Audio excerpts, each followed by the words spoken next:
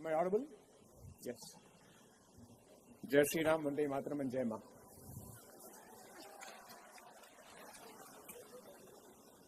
I'm grateful to the organizers for giving me an opportunity to engage on the subject.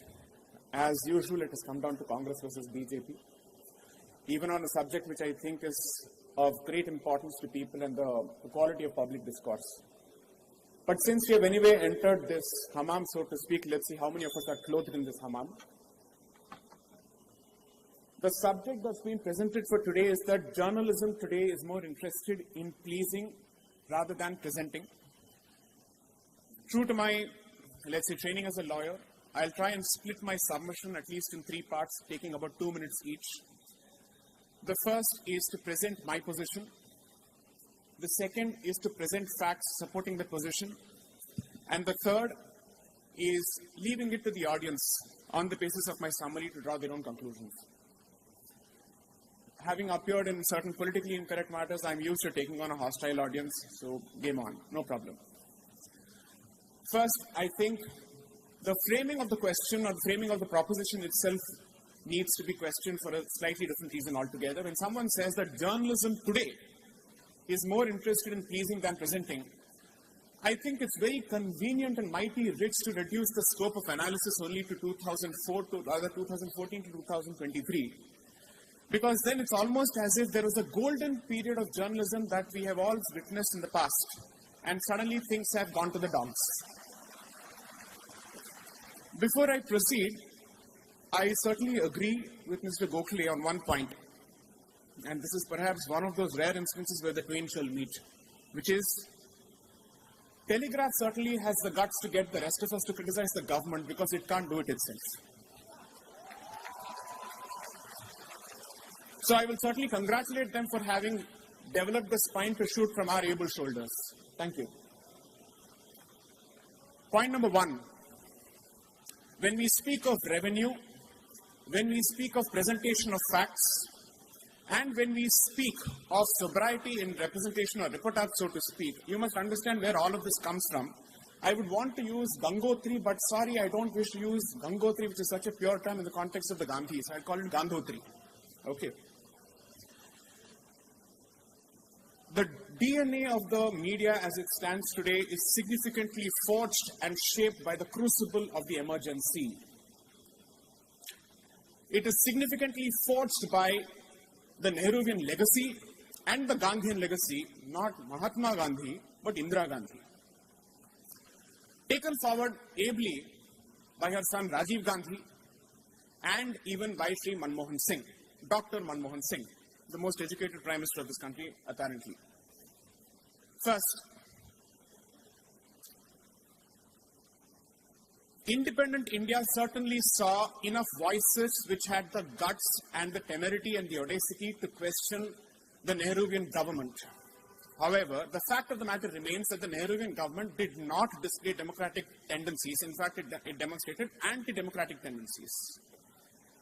The very first amendment to the Constitution with respect to free speech was promulgated and enacted because Mr. Nehru's government lost in the Supreme Court, thanks to Ramesh Thapar and Brij Bhushan, both of whom questioned the land reform policies of Mr. Nehru. So to overcome a judgment of the Supreme Court, he introduces the First Amendment, which has significantly broader, vaguer, and blanket proscriptions against free speech. Something that was, of course, supported by the chairman of the Constitution, let's say, drafting committee of the Constitution, his law minister, so to speak, the lawyer to the government, Dr. Ambedkar. Now, why is this crucial? It's not as if this particular tendency was limited to the Nehruvian government, because the fact of the matter is, apart from instances under his legacy, it was under the emergency or during the emergency, the government developed a tendency to classify media under 3 categories: friendly, hostile, and neutral. These were revealed, these are documented facts. Based on their reportage, 12 days before the imposition of the emergency, during the emergency, they basically slotted these newspapers as friendly, hostile, and neutral. Now, which were these newspapers? Let me actually wash this dirty linen in public for a moment. Amrit Bazar Patrika, Hindu, and Hindustan Times and Times of India were classified as government-friendly based on the reportage before and during the emergency. Now, these are the voices which are apparently speaking truth to power. Now, why is this crucial? Emergency effectively led to a certain tendency where independent voices were told, fall in line or there will be repercussions in addition to loss of revenue. Now again, why is this crucial? Because revenue was a point that was raised. Most people don't know that the Press Information Bureau and the Directorate of Advertisement and Visual Publicity were constituted during the emergency to screen reportage and to ensure that people are effectively threatened on the basis of the government advertising they would get or they would not get depending on how they speak.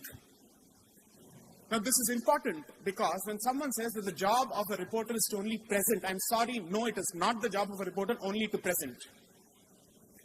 The job of the reporter is to contribute to information discourse by elevating the course of public discourse and contributing to shaping of opinions and to formation of opinions. There's nothing wrong with it.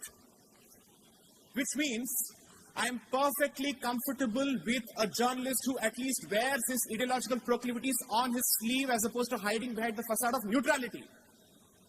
So what we have gone through all these years is the Indian traffic position, which is keep left, being the mainstream position as far as media is concerned, and the keep left position is presented as neutrality, so that whoever speaks against it comes out as the dictatorial right wing. You see how convenient this is and what kind of a trap you are in. Your position, which is ideologically biased, becomes a neutral position. Everybody else has to swing according to that. So the fact of the matter is, when opposition parties realize that the only way you get some column space in newspapers is by actually interfering with the media, the path to that has been paved by the government that has been in power for 40 years at the very least, thanks to the DNA that has been shaped under its regime. So it's mighty convenient to say that today it has changed. No, it hasn't. This has always been the case, and on this I agree with Dr. Ranganathan. Second, this is one example that I have to give before I close. I just have 1 minute. I'll give two more examples and I'll leave it at that. Perhaps someone should open the annals of history and take a look at the role played by Sri V.C. Shukla during the regime. Officers of the information service were effectively tasked together along with IPS officers to go after journalists and the reportage because they were expected to only present. Which is to say, you will not air an opinion except for plain, cold reportage of facts. So when someone says that the journalist's job is only to present, they're actually taking us back to the age of emergency, which is to say, you will not have an independent opinion. So I'm sorry, I don't agree that the job of a journalist is only to present as much as it is not their job to please. Today, therefore, there is a competitive race between both, let's say, national parties or people in the political spectrum, so to speak, to compete for the ability to weave their own narratives. This is something that was started by the great Pandit of this country, Sri Nehru, the fount of everything that's great in this country. Finally, from 1999 until 2014, or even thereafter, I would want to understand the number of times the super prime minister of this country, the lady, was ever interviewed by any mainstream journalist.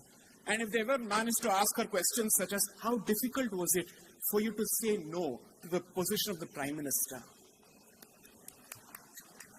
How do you manage to wade through this politics despite your gender? When you aspire for the, let's say, for the post of the prime minister of the country, you're expected to rise above your gender as much as possible. So you actually handed the contender for the prime minister's position a victim card on a platter, and this, according to you, was fantastic mainstream neutral journalism? Please ask yourself what kind of questions you've asked of people in power in the past. 3, the number of channels in this country which are owned by political parties itself bears noting. From Sakshi TV to Sun TV to Jaya TV, it's owned across the board. So if we have such serious problems with corporate entities owning media, let's say voices, so to speak, or media platforms, why haven't these people actually started asking questions or actually filed a petition before the Supreme Court? Because every day, all sorts of petitions are filed before the Supreme Court, asking the Supreme Court to lay down guidelines with respect to political ownership of platforms directly. Why hasn't that happened so far? So I would only submit One final thing before I take leave of the audience. You're being played by both sides. And that's precisely why serious journalism is happening today, but outside the portals of mainstream media. Ultimately, the quality of journalism that gets support and traction is a reflection of the taste of the society as we stand today. So if you're serious about supporting serious independent voices, go for blogs, go for specialist portals, not mainstream media. Nobody is actually doing justice to your mandate. Thank you.